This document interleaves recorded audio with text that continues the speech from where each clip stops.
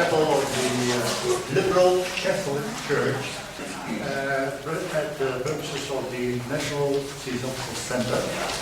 And it's a special place for a special meeting with our dear friend Dr. Krishna from the Rajghat Education Center in India. So Krishna, welcome, thank you that you are joining us in this meeting with fellow human beings.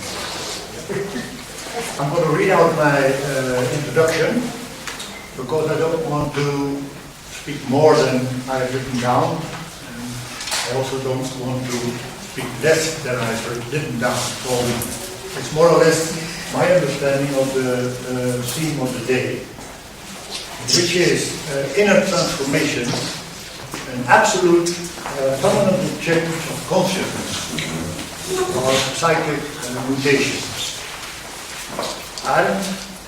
And Muriel will first talk about the understanding of the subject, and then Professor Krishna will respond and open the dialogue.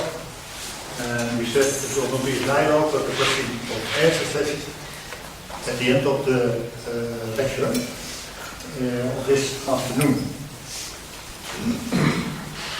I would like to begin with the observation of the outer world and the inner world. For many of us, there's a simple: the person is looking outside and sees the world outside. The outward world has a history of millennia. And to be able to live in that world, one has to be aware of the needs and demands, and of the demands of that world.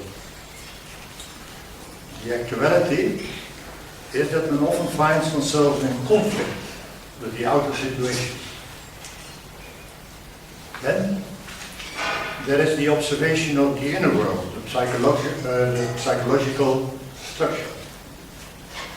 The feeling that there's a feeling that this world also has a unique history with personal needs and demands.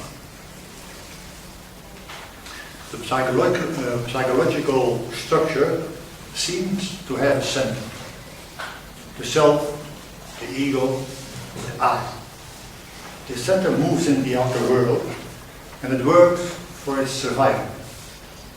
And every action of the center, positive or negative, successful or not successful, confirms its existence.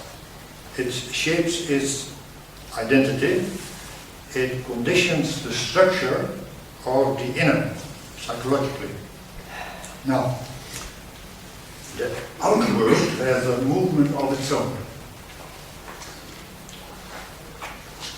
Sunrise, sunset, ebb and flow, war and peace. The inner world also has a movement of its own. Pain, pleasure, success, failure, hate and love. Krishnamurti points out that these movements are not separate, but in fact it is movement. Most of us will have heard or read a statement of his: "You are the world is you." But let me try to put it differently. The center, the inner acts.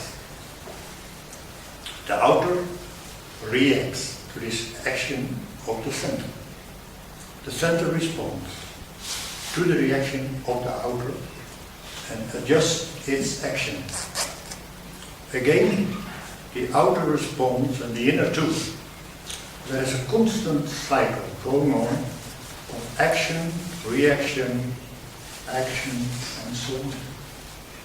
It has been going on time immemorial. So the inner creates the outward creates the inner. It's one movement which has been going on and on.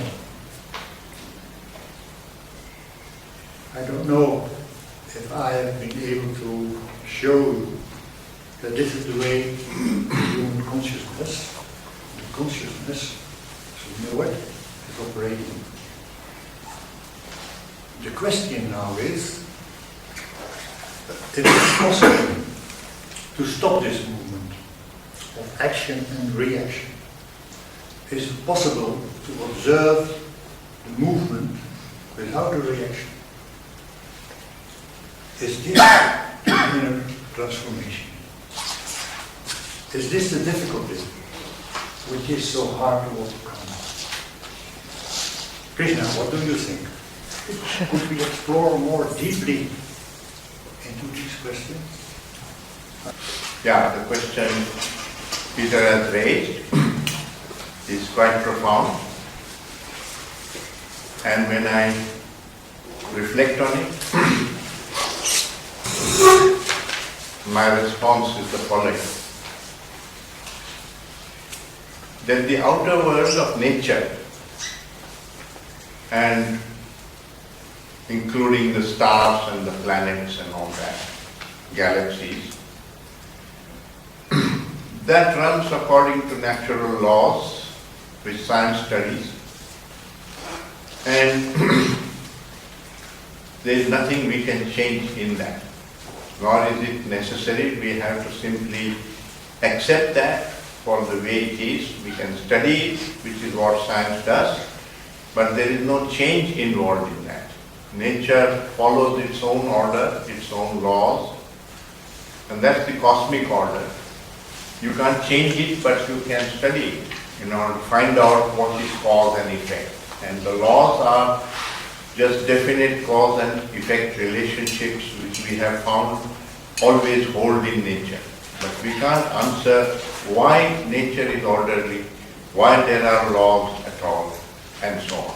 So that is there is not much by way of reaction and action in that relationship with outer nature.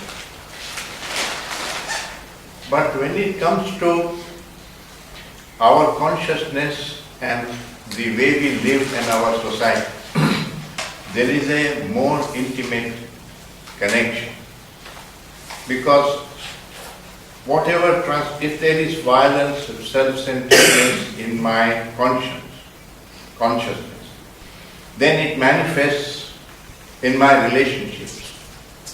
If I am egoistic, the ego manifests in my relationships. I am attached, I am possessive, I am jealous, I am angry, and all my relationships are affected by all this inner state of my being. And many such relationships, millions of such relationships constitute what is society. So the violence in society that we see and we read about in the newspapers is not completely disconnected with the violence in our consciousness. It originates from there. The manifestation is different at different places because the circumstances are different, the weapons available are different, and so on.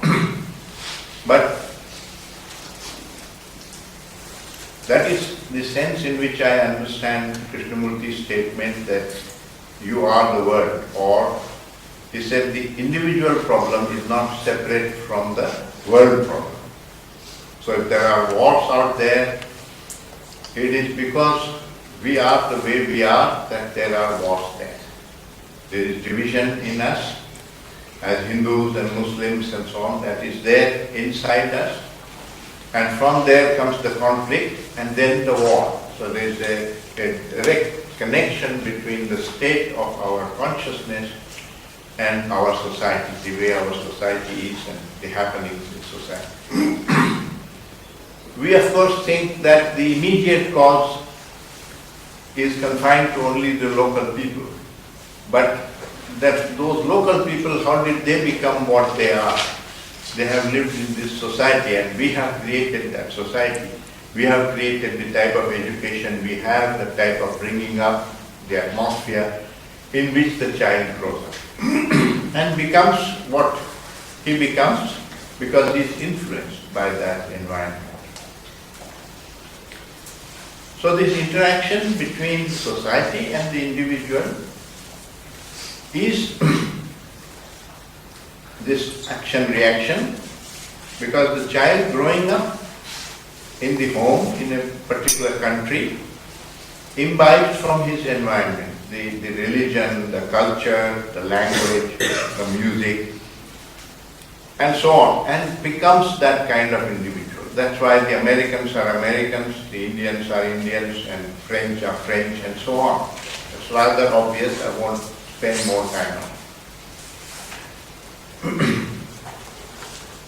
So the outer becomes the inner, the outer in society. I'm not talking of the outer as nature.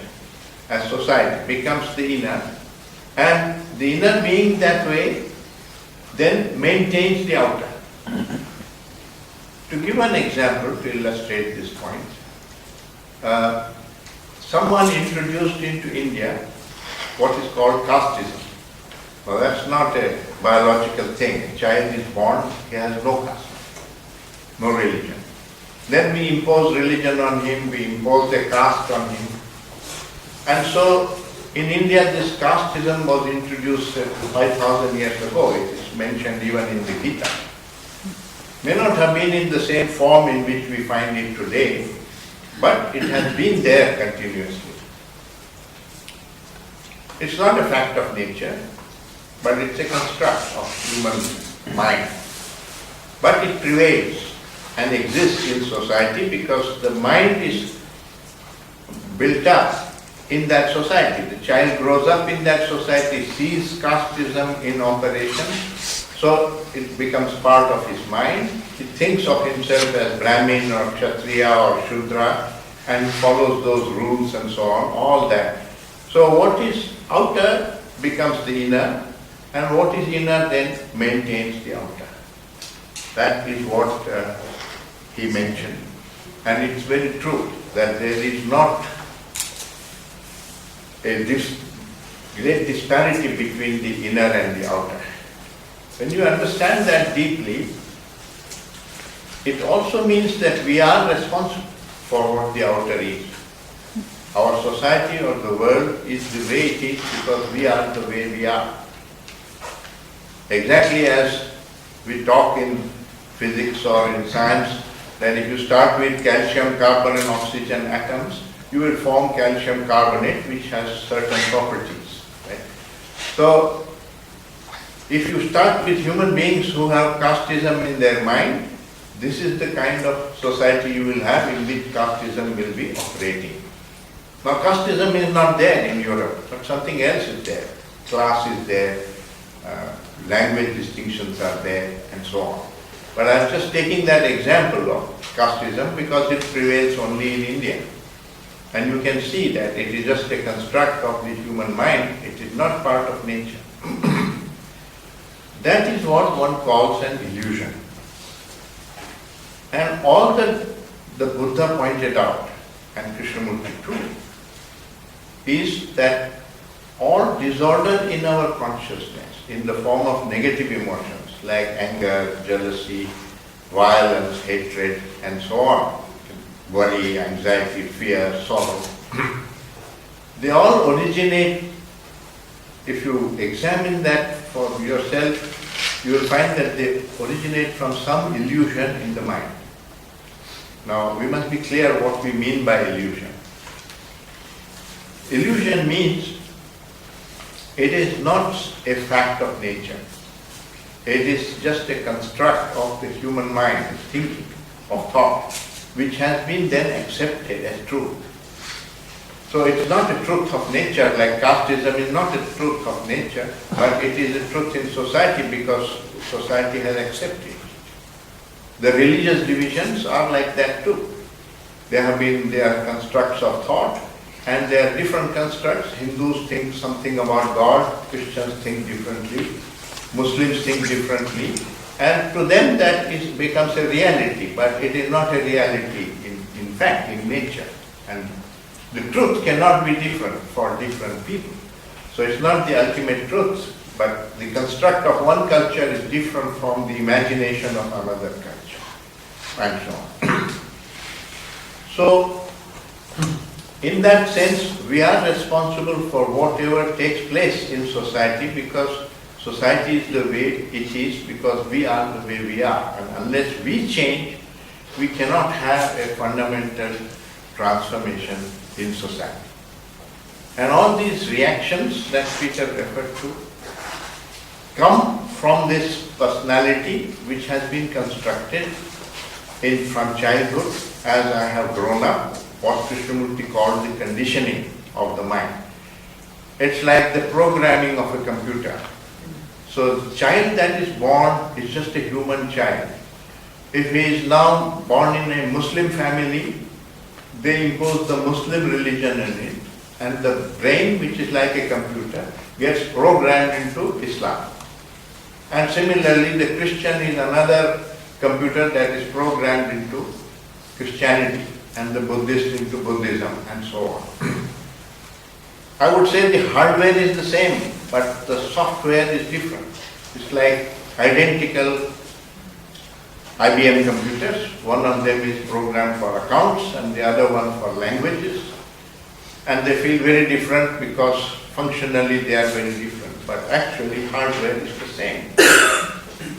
So why do we feel so different from people of another religion and so on? Because the Buddha said that the fact is that the other man is yourself. The truth is that you don't see it that way because you have all these illusions in your mind through which you are looking, the veils of these illusions. And if you want to transform yourself, you have to get rid of these illusions so that you see the things as they are and not through this veil of illusions. So for the Hindu, the cow is not just an animal, it's a sacred animal and it's like a goddess there and so on. If you, that's how he looks at the cow. The American looks at it as a nice piece of beef which can be cooked and eaten tomorrow. Right? The perceptions are different, but they are seeing the same thing. They are seeing the same animal. The reactions are different because their mind looks at it differently. That's from their conditioning. But basically, we are all the same because we have the same body. If you ask a doctor, a medical man, well, can you tell from looking at the body whether he is Hindu, Muslim or Christian? He would say no. The whole body, the anatomy, physiology, everything is identical.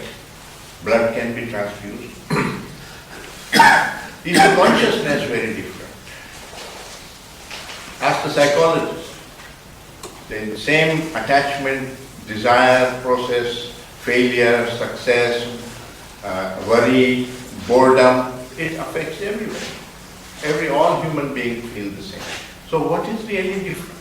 And why do we feel so different? Because this conditioning in the mind, which is just a result of the experiences I've had from childhood in this lifetime, till now, they are held in my memory. And I get attached to them. That's my knowledge. That's my experience. I get attached to it and I give importance to it, and that's what constitutes the ego. If you see it for fact, that well, I learned physics, therefore I know physics, and he learned art, so he knows art. Nothing is superior or inferior, it's just different. Then there is no division created. You see it as factually as you see your hand and this color of your skin. But if you say this color is superior to white or black, then you create racism out of it, which is an illusion, which is just a creation of human thought, which is not part of nature. Therefore, a lot of our hatred and our sorrows and so on are a result of the various kinds of illusions that are there in our mind.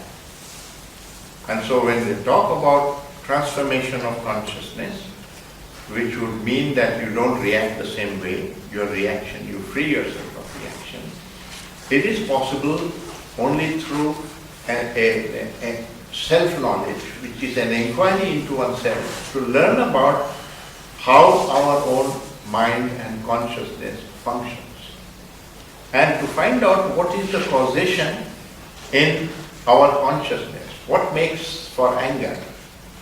Is anger like a disease that comes from outside? And I can take a tablet and get rid of the anger and I survive. Or is anger produced within me? In which case I need to understand. Right? I'm not separate from the anger. I can watch it and learn about it. And if it is arising from some illusion, illusion can be ended. How is illusion ended? How is the false ended? By discerning what is true and what is false.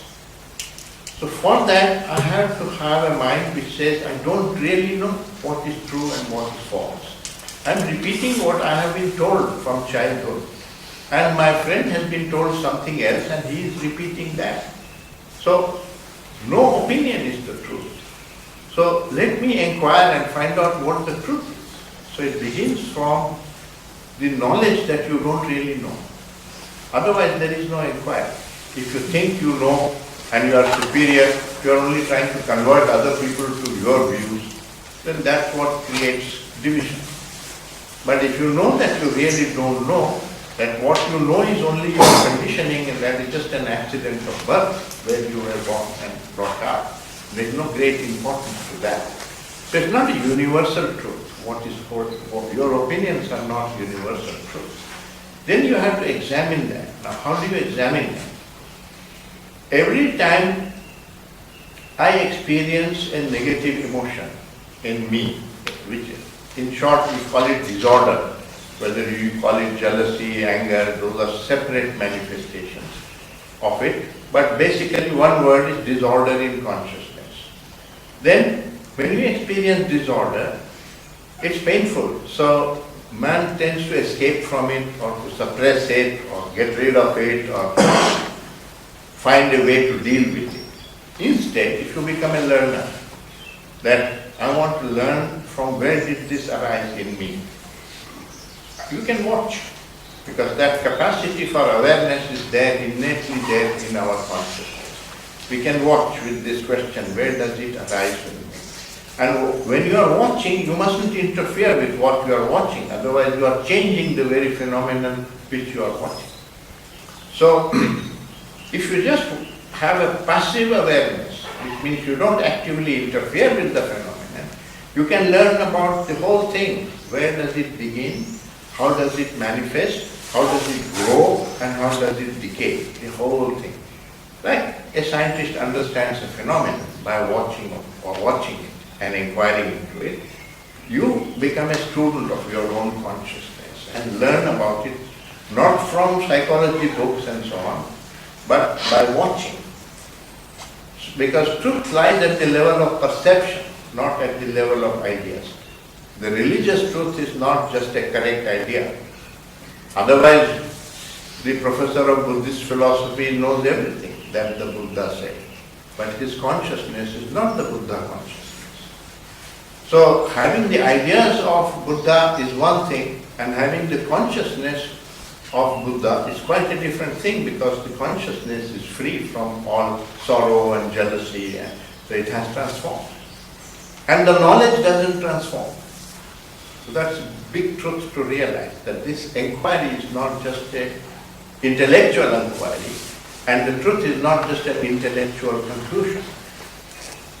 So you have to go deeper than that, and we say that you have to come upon the realization of the truth. It must become real as the fact that fire burns, or that in a precipice you will fall and hurt yourself. You don't need a lot of logic for it. You see it directly. So that direct perception of what is true and false alters consciousness, brings transformation to consciousness. And the religious quest is the quest for such a transformation of consciousness. Without coming upon that, one only copes with all these reactions. So the reactions arise from within you, and they are of your conditioning. And that conditioning has already happened. So unless you learn about it, find out what is true, what is false, and then the false drops away, there is no real transformation in consciousness. There is only change in ideas. There is not a tremendous difference in consciousness of the communist and the capitalist. But their ideas about how society should be organized are different. They are not talking about change of ideas.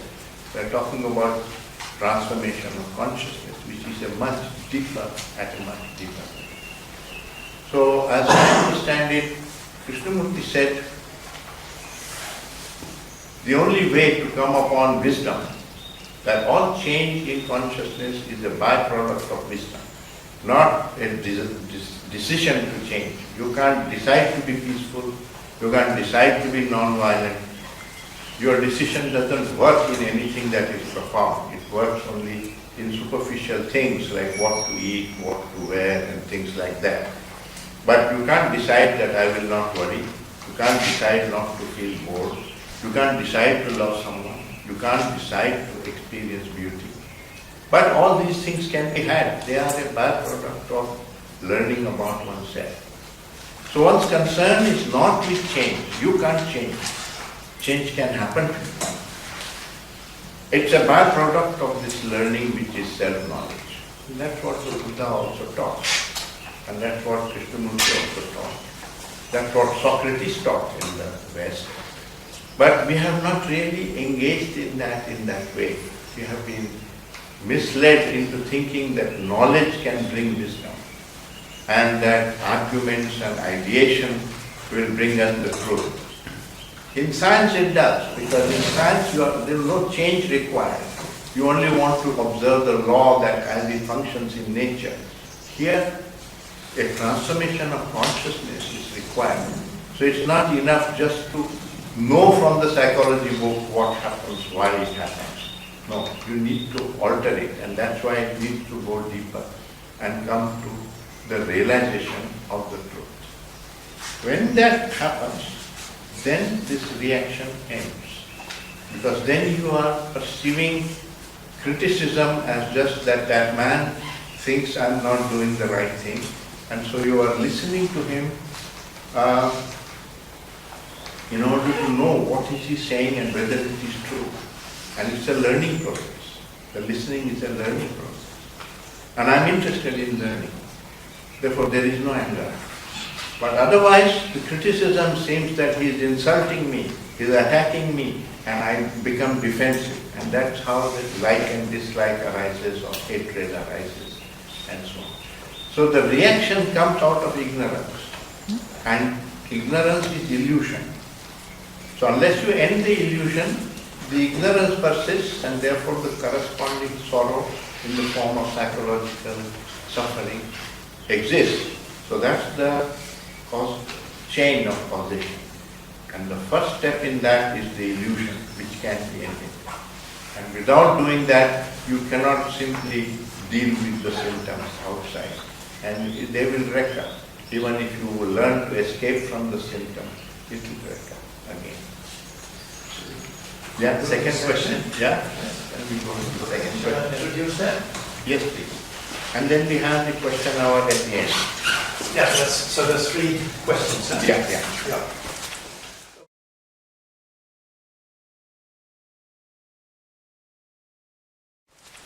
Okay, friends.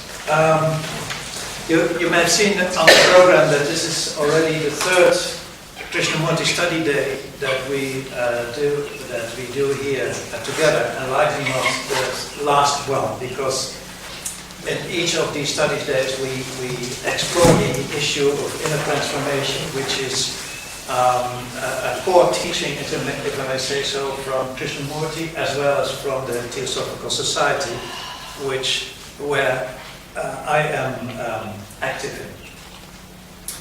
And in order to get a better understanding of this inner transformation, we discuss the different aspects of consciousness. And in Theosophy we use a model. It's not a dogma, don't misunderstand, but we use a model. And I wrote down a few words of that model here, which are levels of our consciousness, levels of consciousness and matter. And Madame Blavatsky speaks about different frequencies on which our consciousness operates. And they all have their own time and their own energy. But Krishnamurti uses different words as we do. I'll go through a few of them because I think they are relevant. Atma stands for spirit. Time-wise, we are talking about maybe duration. That's a word that's used in the secret doctrine of Madame Blavatsky. And Krishnamurti uses the word the sacred. It's an aspect, it's not an outside aspect, it's an aspect of our consciousness. So it's all internal. Whether we have access to it, yes or no, that's a different thing. Buddhi is sometimes, in Western words, it could be mentioned as the soul. And Buddhi we can only think about in terms of symbols. So also in terms of symbolic time. It's a different time than the psychological time we come afterwards.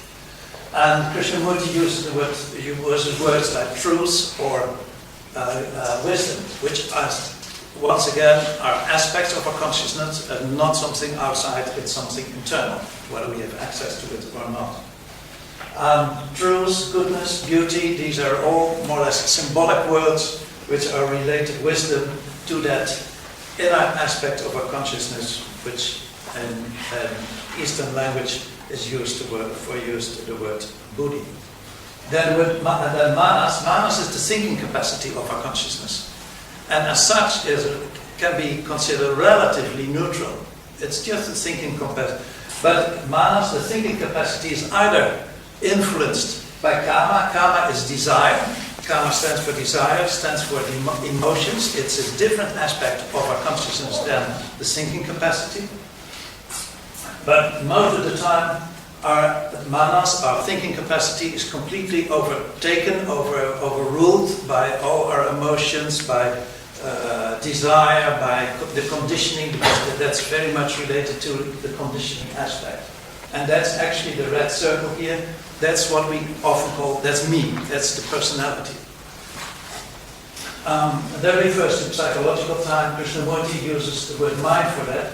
But in my view, I prefer to split those two aspects of our consciousness, of the thinking capacity of the mind and karma. And then as the body, the cyclical time, we don't go into that. So transformation, in my view, is the challenge of manas, of our mind, to let go or not longer being influenced by karma, by desire, by all the external influences, and be transparent for the other aspect of our consciousness, which we call buddhi. Be transparent for wisdom, be transparent for truth. Once again, it's not an external thing, it's something in our own consciousness. From that perspective, we can have a look at some of the quotes from Krishnamurti. And I'll just read them out because I don't want to change the wording. Truth is a parcel's land. Yes, that's very, very clear, because truth has nothing to do, as such, has nothing to do with thinking capacity. It's only, truth only prevails if we are open to it, if we are transparent to it. It's completely, and the passes and dogmas, and so that's all part of this aspect of our consciousness. So what do we mean by transformation? Surely it's very simple. Seeing the false as the false and the true as the true. Actually, it's been discussed already. So this is truth, being transparent for truth in our mind and not being influenced by the false. It's that quiet mind, that still mind, which brings about transformation. Actually, I already explained this. If the mind is quiet, it can be influenced by the aspects of wisdom in ourselves. Revolution is only possible now, not in the future. Regeneration is today, not tomorrow. It is only then that there can be a regeneration in the now, because then the mind is capable of perceiving what is true, being transparent for truth. And it is truth that liberates, a very important element. It's truth that liberates, not your effort to be free.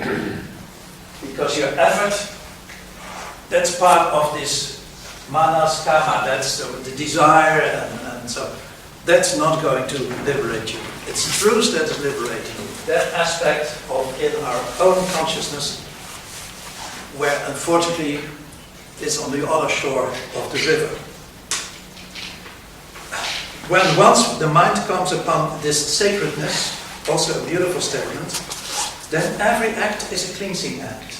So when the mind is open and transparent for the sacred, then every act is a cleansing act. A mind that has discovered this sacredness is a constant inner revolution through which it is endlessly purifying itself. So once we have made this contact, or we are experiences to be transparent for wisdom, for truth, then that starts a process which is going on. It's an ongoing cleansing process of the mind.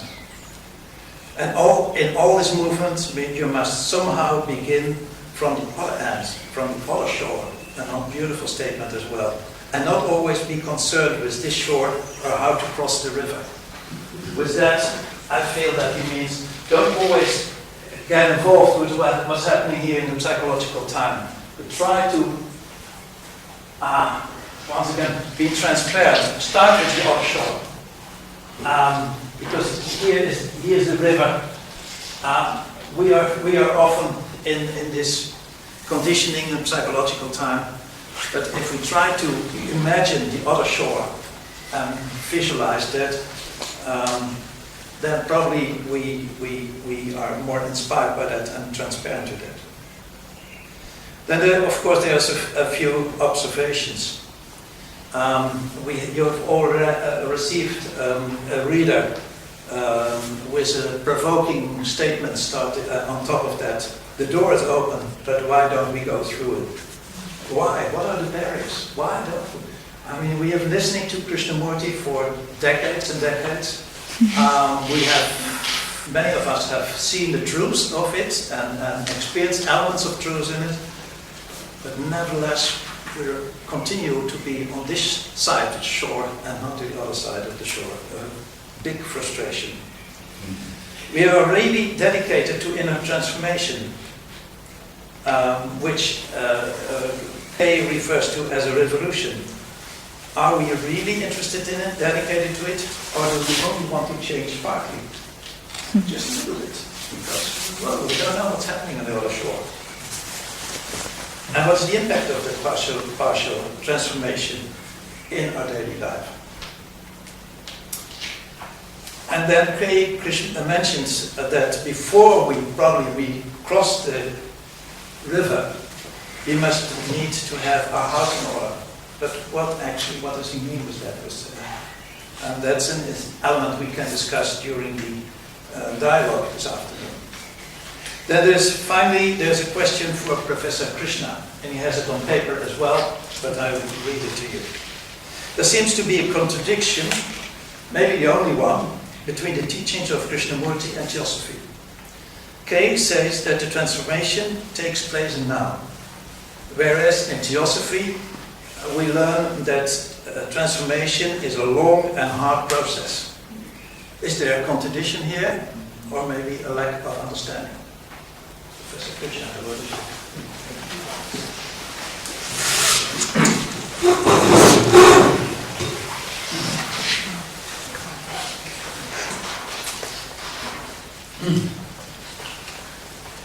As I just said, transformation of consciousness comes from the perception of what is true and what is false.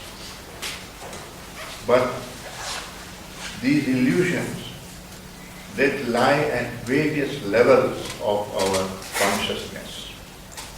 At the very superficial level, there are what we call superstitions. They vary from culture to culture.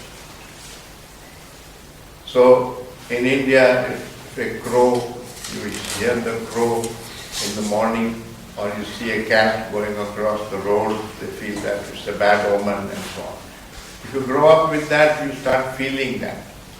But even intellectual inquiry, a scientific inquiry will tell you that these things are false.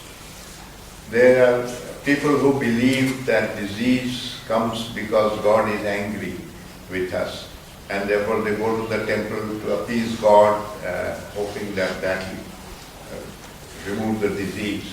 You show them pastor's work and show them that disease comes from infection and so on.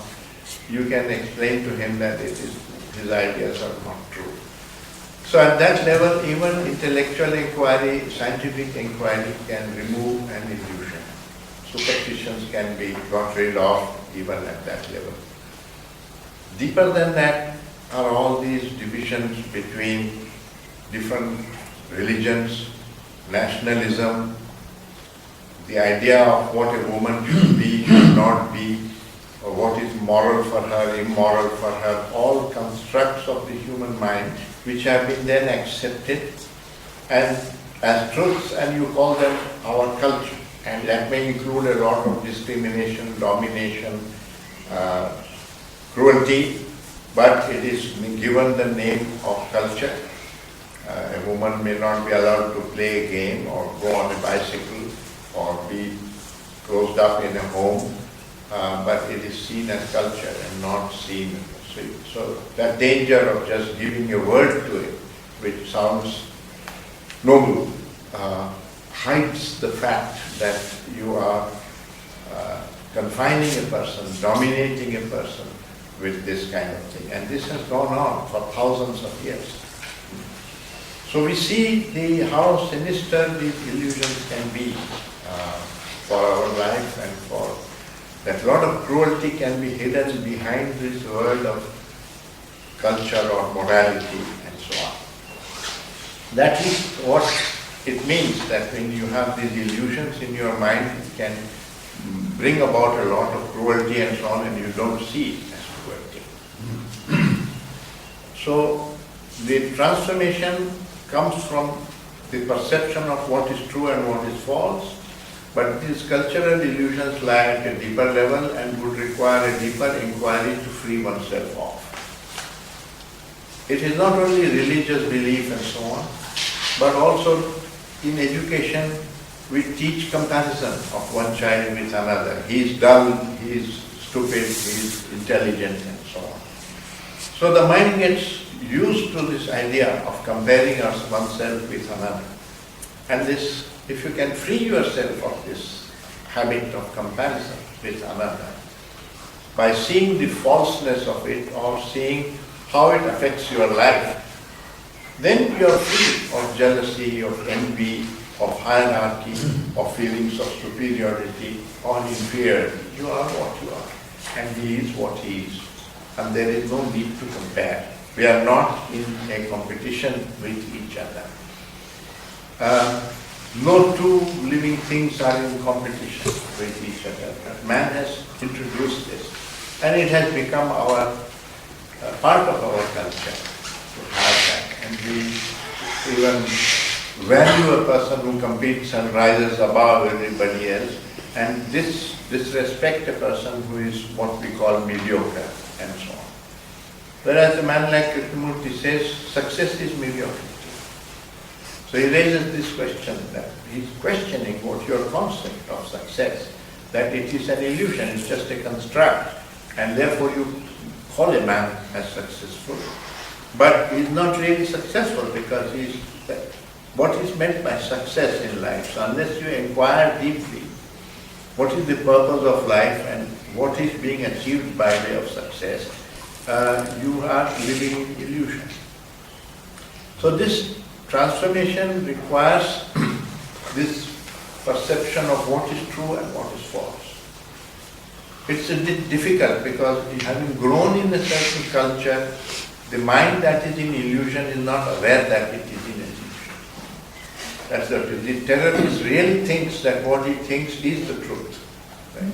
And he's acting on that. Hitler really thought that the Jews are a menace and Nazis are superior and we will make a better world and so on. He really thought he was acting out of that, but it was an illusion in the mind.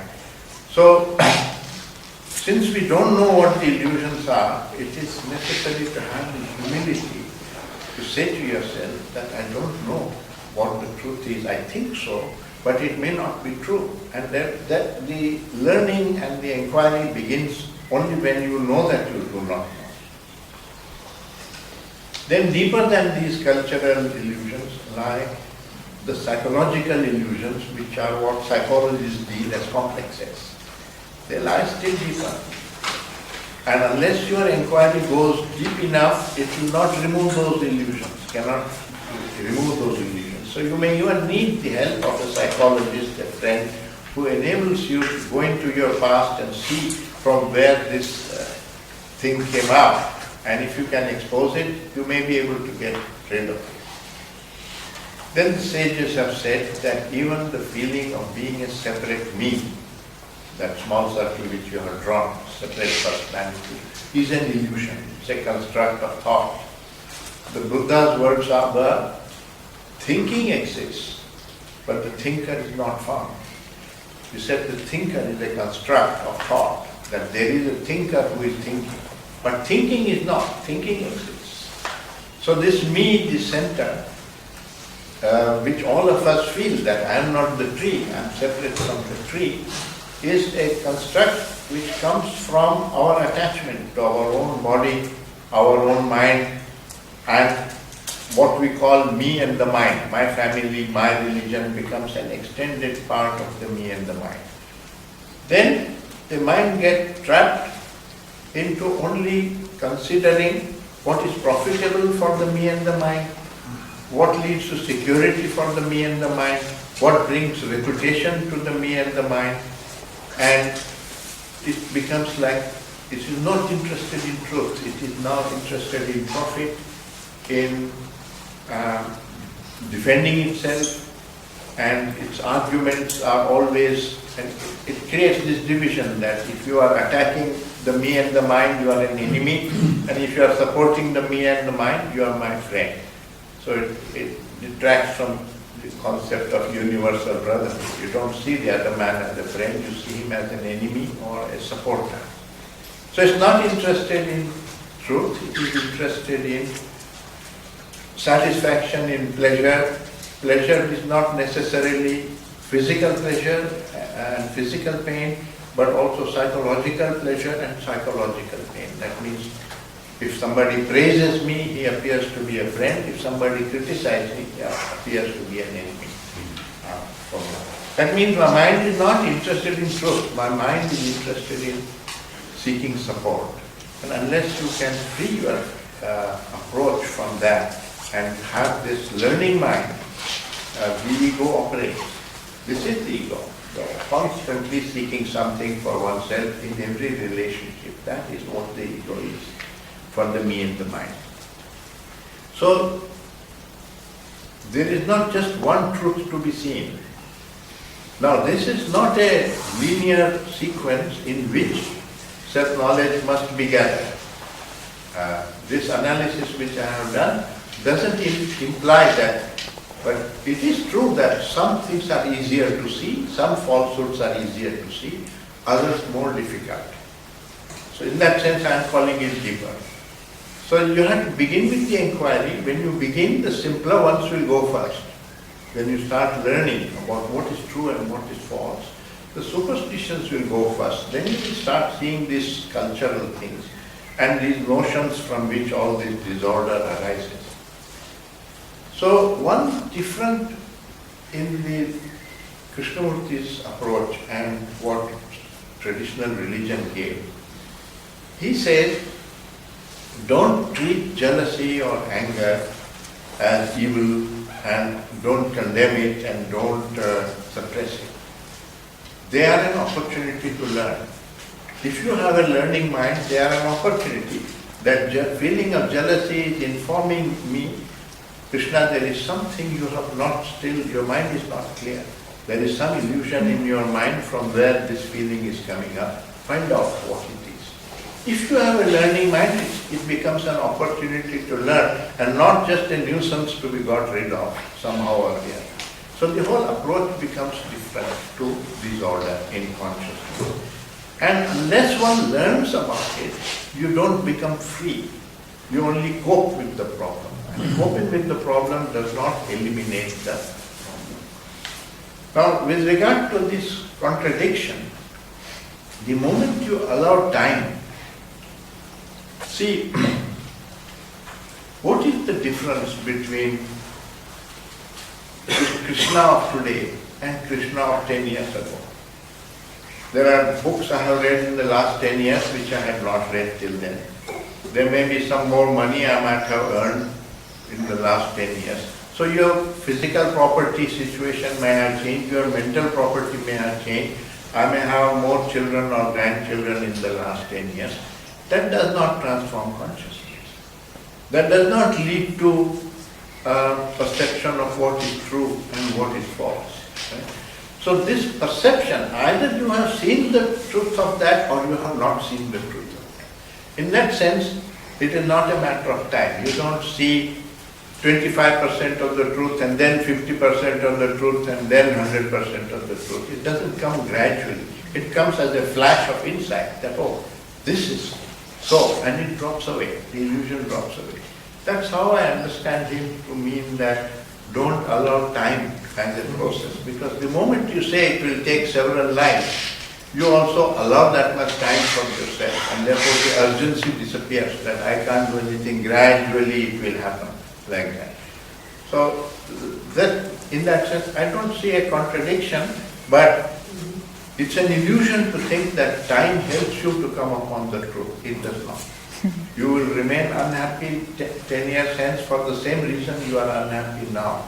Because the only things that you can change are circumstances. And it is not a matter of circumstance. It's a matter of how you look at circumstances and how you look at what you have and what you don't have, and so on. Whether you're free from desire process or you're still acquiring and desiring, that determines. So it doesn't matter which line you're standing on, how you look across the line, that can change today. So when it's just an approach that has to be changed, it is not a matter of time. When something has to be achieved, it is a matter of time. And he's saying liberation is not an achievement. Happiness is not an achievement. It's a byproduct of understanding yourself. And understanding is this, what is true and what is false. That's not a matter of time, it's a matter of perception. But chronological time goes on. The earth keeps rotating around the sun, whether you have perception or don't have. So this perception may occur today, or it may occur in 10 years hence, or it may not occur, and I might die before that. So, as I understand, it's independent of time. It's independent time. It's not gradually growing like knowledge and experience are gradually growing. They don't bring wisdom. Experience, if it brought wisdom, then all old people should be wise. Not an observed fact. So experience doesn't bring wisdom, but experience gives you an opportunity to pick up the truth and drop the false. But you may not pick up the truth and drop the false, you may pick up false. The prejudices also come from experience. So that is intelligence or buddhi, which tells you what is true and what is false. What in theosophy was called discrimination. Discrimination is very important. Discriminate between what is true and what is false. And the ultimate test is that you watch your consciousness. If the anger is still there, the jealousy is still there, it's informing you, Krishna, you have nice ideas, but you haven't really understood. Your mind is not clear. The illusion has not dropped away. Right? So if one is very honest in this inquiry, as without honesty there is no inquiry. There is no. Truth demands honesty, humility, both. So it's this learning mind which is the real religious mind. And that's why in Theosophy, I think Mrs. Besant called it the wisdom religion. That the important thing is to come upon wisdom. Wisdom is this understanding of oneself. Self-knowledge is the key to wisdom. Right? The other things are cultural. I mean, okay, you perform a ceremony, whether you perform the Christian type of ceremony or Hindu ceremony or Theosophical ceremony, you feel good about it, but you are not growing in wisdom by performing ceremony. Yeah. Shall we pass on to the third question? Yeah. Please.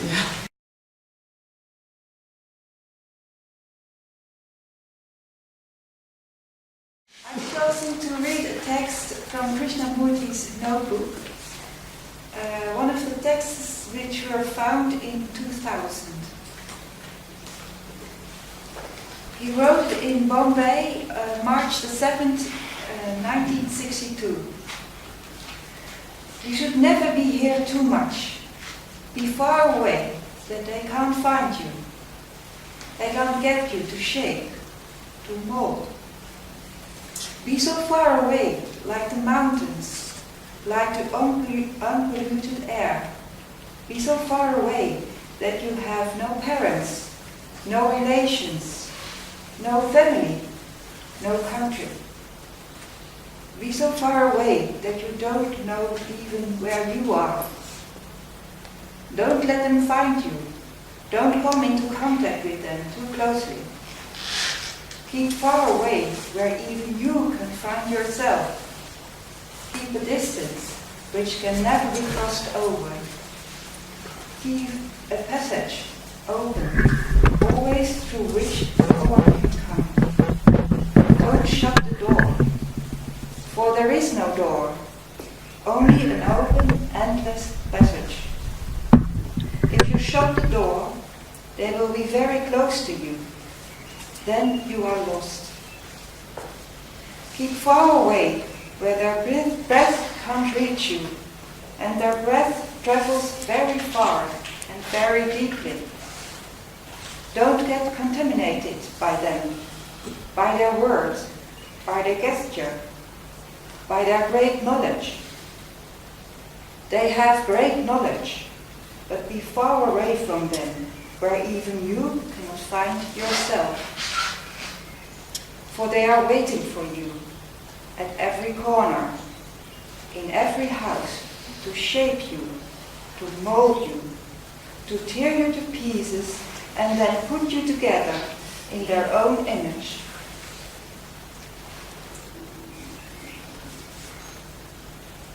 The question is, how can we live in the society of today? Let's look at it through Krishnamurti's eyes.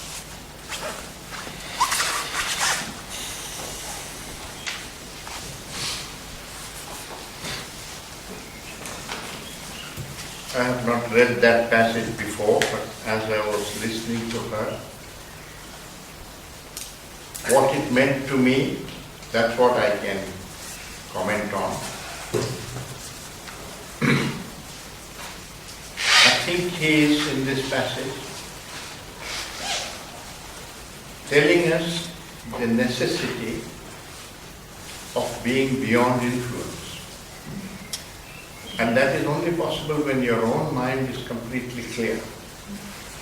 If it is not clear, you get influenced by society, by a good speaker, an intelligent man, some arguments and so on. And if you can be convinced and influenced by one person in one direction, another person can come and convince you and change you, influence you in another direction. So you become like the leaf which is in the wind, whichever way it blows. An example of that would be you grow up in a vegetarian family, you are influenced by vegetarianism, you develop a dislike for meat and so on, then you come abroad, you come to Europe or to America and you see everybody eating meat and so on. Gradually you are influenced into vegetarianism, you get influenced into non-vegetarianism. But if your mind is clear, if you have felt the compassion for the animal and you don't want that animal to be killed for your food, right? Then it won't change. If that is very clear to you, you won't be influenced by this. You will say, sorry, I don't eat meat. You will remain where you are. So in that sense, he's saying, don't get corrupted by your company that is there, right? Otherwise, you are influenced. The example that is given in religious literature is that of the lotus flower. The lotus flower blooms in a dirty pond, but it is not contaminated by the pond. So, yes, there is competition. Yes, there is corruption. Yes, there is fear operating and domination going on in society. I'm part of that society. I'm living in that society. Can you be like that lotus flower? Watching all this, not getting touched by it, not being corrupted by it. Now that's only possible when your mind is very clear. And the mind becomes clear when it is not influenceable, when it is incorruptible. It is not enough that you are not corrupt. Children are not corrupt. The innocent villager in India is not corrupt. But you take him to Bombay for 6 months and he'll come back completely changed person. Right? He's corruptible. So it's not enough not to be corrupt. An innocent person is not corrupt, but he is corruptible.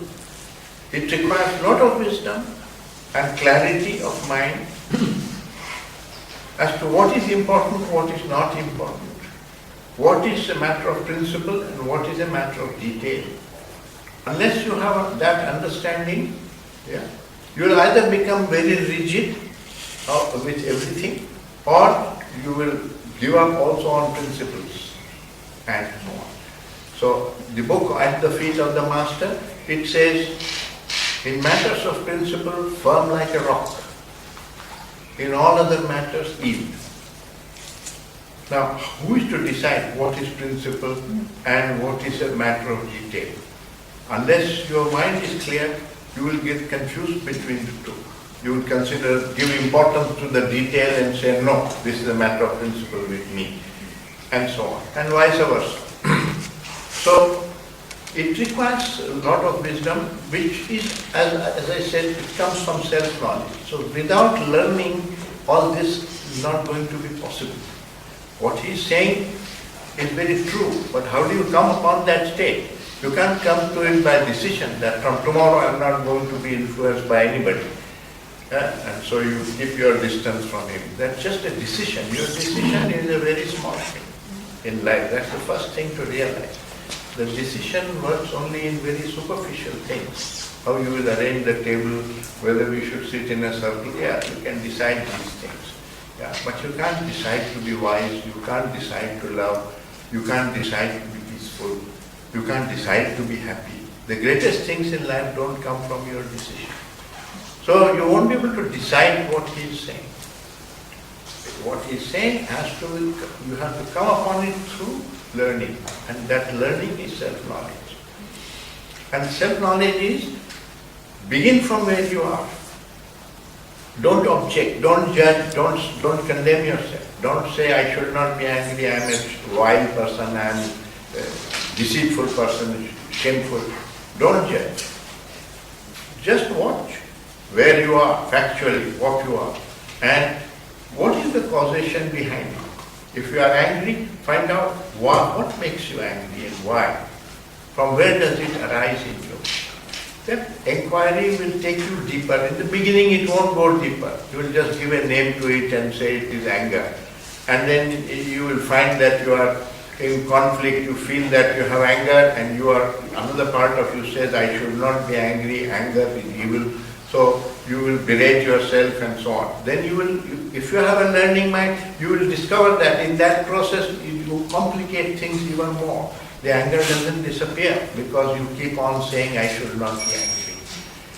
Then once you see the falseness of that, then you will view it deeper. And you will say, well, when people disagree with me, I get angry. Yeah. So then you have to go deeper into that. Why should people not disagree with me? Why should they not criticize me? I criticize other people. And why should other people not criticize me? And why do I mind so much if somebody has an opinion that I am stupid? Right? Why does his opinion matter so much to me? And what is this thing called reputation which I am holding on to? What other people, what view? It comes from all that feeling of image building, pretending to be bigger than you actually are, wanting people to respect you and want you. Then you can't be yourself. So can you be completely honest about yourself? Can you just tell your friend, I feel angry. I sometimes feel deceitful also, and so on. Let him know you. But we put on an image. Why? Because otherwise you feel he may leave me.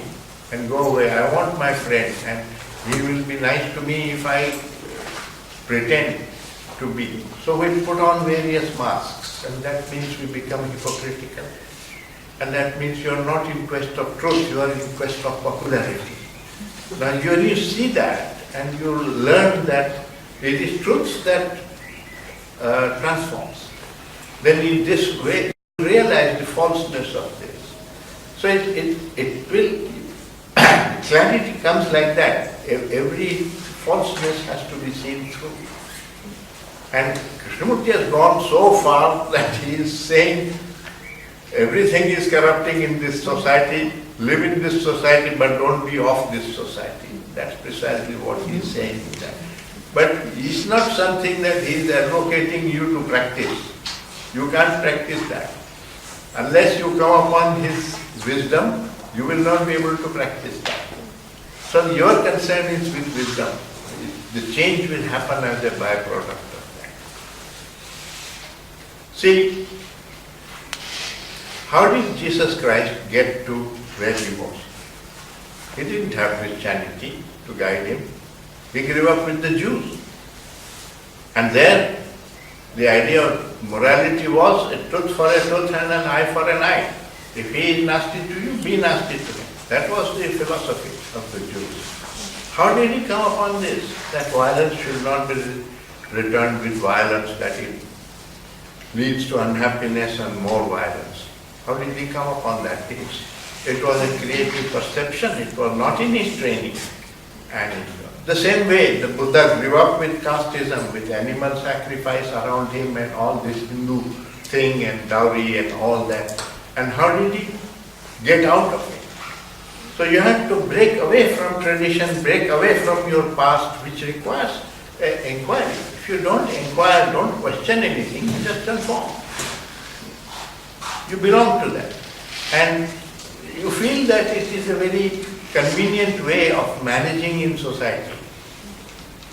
It is true that if you are very separate from society, society may spit at you, right? Because they want you to be like them. And that's what he says in that passage, that they are standing at every corner to mold you to do this, because they want you to be like them. But if you want to be, you have to be able to stand alone. Stand apart from the stream, don't go in the stream, which is conformity. So you have to choose. It is not that it will be more comfortable, but if you want to lead a religious life, you have to be away from that worldly thing, and you can only be away when you are living among them, but if it does not corrupt you, then only it is possible to live differently. That's how I understand it. But it's all a byproduct of learning and a byproduct of coming upon a deeper wisdom, which begins with inquiry and begins with complete honesty and seeing oneself as one is without judging and forcing oneself. It doesn't come from the effort to become. The effort to become something is egoistic. The effort to understand is not egoistic. So that also has to be understood, that what is right effort. The effort to understand of myself, to learn about myself. If you want to learn about yourself, that is not desire. But the effort to become something out of it, change, becomes a process of desire. So it's very subtle. And when something is very subtle, the true and the false run very close to each other, you will miss it unless you give a lot of attention to it. And watch very carefully with a clear mind, then you will see what is true and what is false. See, outwardly, attachment looks just like love. The person is caring for the person he is attached to and so on. Is he caring? It's at the motive level. Is it out of possessiveness and attachment that care is coming, or is it out of love? And attachment is egoistic, love is not egoistic. That's the only difference. Outwardly they look the same. So, unless you watch very carefully and you are very keen student of what is true, you will seek the comfortable. And this freedom from this mind that is It's an instinct to seek pleasure and seek. So it goes contrary to instinct. But religion is contrary to instinct. Okay, there's time for one question from the audience. So if you have a burning question, I'll increase that to 2. So one is true. yeah. Please. May I ask you personally? Yes. You said truth is at once, and the way to the truth is an illusion. For you, do you experience the truth, or are you still in time like us? Yeah. My view, which is not Krishnamurti's view, but I am not Krishnamurti. My experience is that there is not one truth to be seen. That for every illusion there is a corresponding truth which is to be seen, which destroys that illusion. But there is not one illusion. I have said that there are illusions at various levels of our consciousness. So as one begins to inquire, you perceive a truth, the illusion corresponding to that ends. That perception is not gradual. It's either you have seen it or you have not seen it. If you have seen it, the illusion has ended, it's finished. Right. But when we say, are you growing in wisdom? What we mean is, have you cleared all? To clear all illusions is liberation. If you have cleared a few illusions, for instance, you have, take an example. If I have realized that comparing myself with others is a disease of the mind, really a disease, psychological disease of the mind, and that it creates complications in my own life because I think that way, and so it changes. I am free of envy, of jealousy, of hierarchy, of feeling of inferiority, superiority, a whole lot of psychological conflict where energy was lost and in friction, wasted, goes away. So now you have much more energy to inquire further, not to sit in comfort, but the energy is to inquire further because your passion is for learning about yourself. Wherever that takes you, why make a destination? Why say, I can only come up to here? You may become Buddha, you may even go beyond Krishnamurti, who knows? Don't put a limit on yourself. But if you don't begin to examine and to do, no change will take place, that is guaranteed. But because you start examining, it's not guaranteed that you will come to total freedom. Just as I learned physics, as much physics as I understand, to that extent I understand how nature functions around us. But I didn't become Einstein. The aim of learning physics is not to become Einstein. And that's one of the difficulties of the religious quest, that we think Christ is my ideal, Krishnamurti is my ideal, I want to become like him. This desire to become sustains the ego. And Krishnamurti says you can't follow another. You can't follow the sage, because what does it mean? Even if I say I want to follow Gandhi, I can wear the kind of dress he wore, I can eat the food that he ate, he used to take goat's milk, I can take goat's milk. Those are not the great things about Gandhi. He didn't feel hatred for his enemies.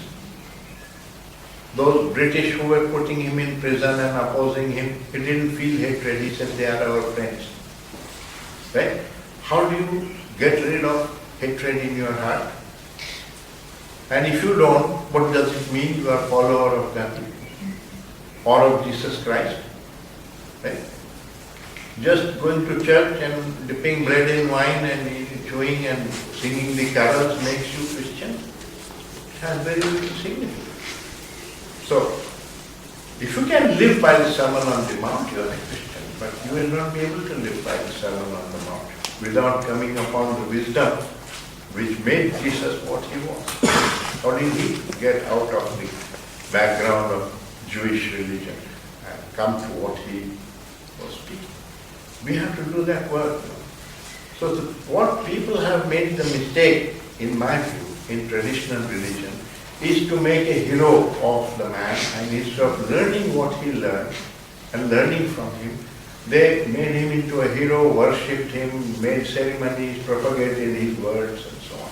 And that has what traditional religion brought down the truth to, as if you can perform this and you are becoming virtuous. You are not becoming virtuous. It becomes an illusion to do that. Not culturally, there is nothing wrong in it. You go to the church, you feel happy, but if your idea that I am becoming virtuous is false. That's the illusion.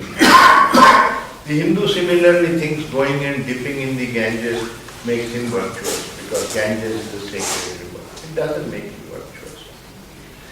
But there is nothing wrong in going and dipping in the Ganges. It's a beautiful river, nice sunrise, enjoy yourself, go and dip there. The action is not wrong.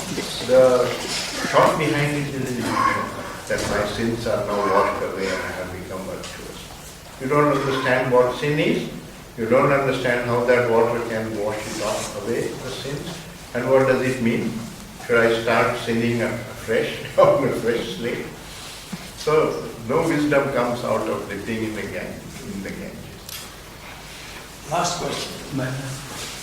How does it come that we prefer to build up the self instead of be free from it? Yes, sir. There is a biological role for it. I mean, I have thought about this question quite a lot. So what I'm saying is not what Krishnamurti said. I'm saying what Krishna is saying. The human child is extremely vulnerable. It can't manage on its own in society or in the forest.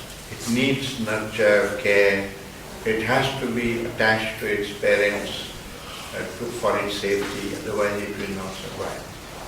So nature had a certain role for attachment, and it's the biological. The mother feels biologically an attachment. So the biological things are genetic, and they arose for the survival of the species.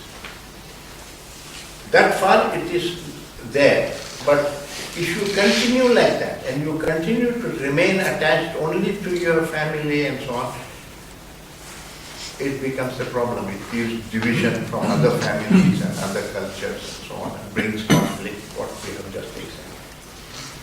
So just as you have to wean away a child from the breast and start giving him milk and letting him eat and stand on his own legs, this attachment and identification with the family and the immediate group may be necessary for the child in the childhood, but he has to be weaned away from it.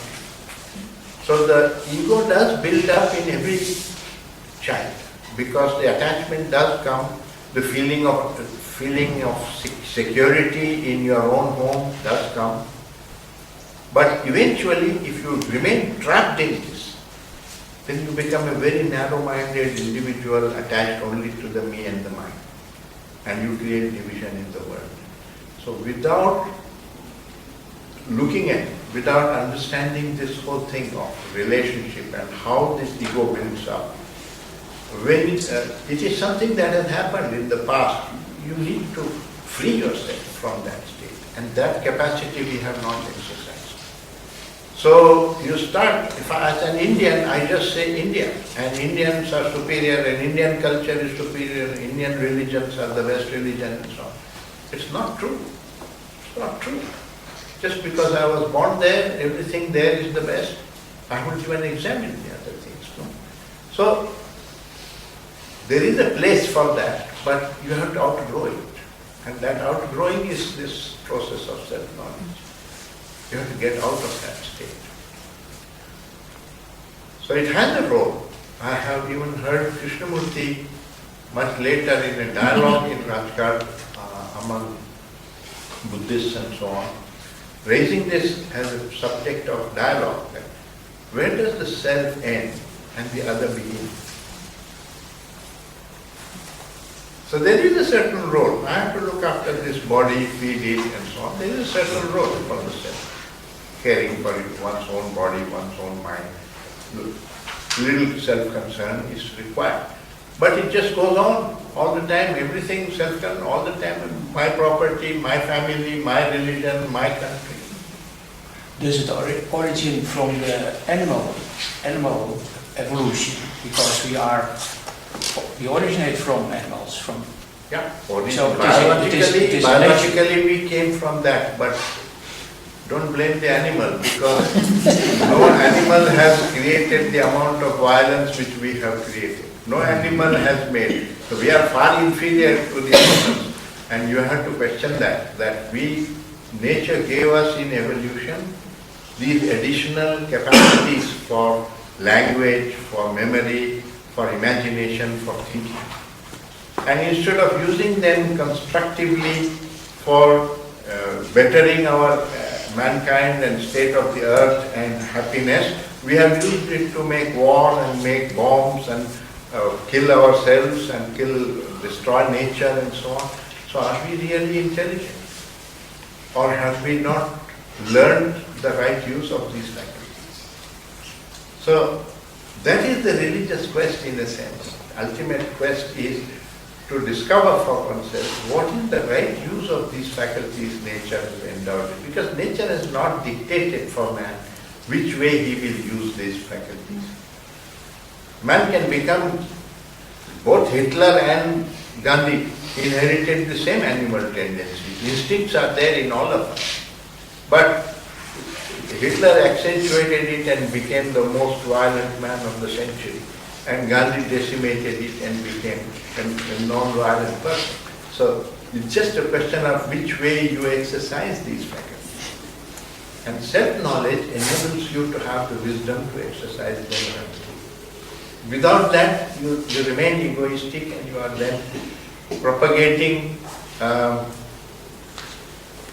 all the cruelty and the disorder in society without knowing that you are doing it.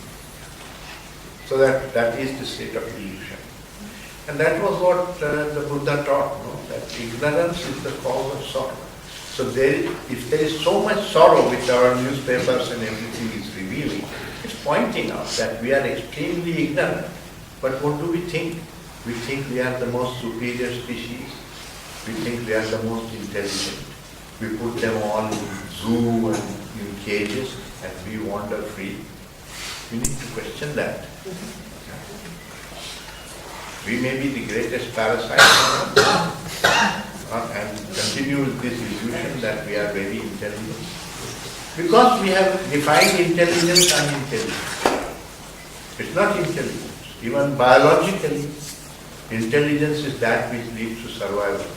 And even the scientists and ecologists and all are pointing out that we are not going towards survival, we are going towards annihilation. So we are not really intelligent, but we think we are intelligent. That's an illusion. Okay, friends, I'm afraid that we're stuck in the illusion of time.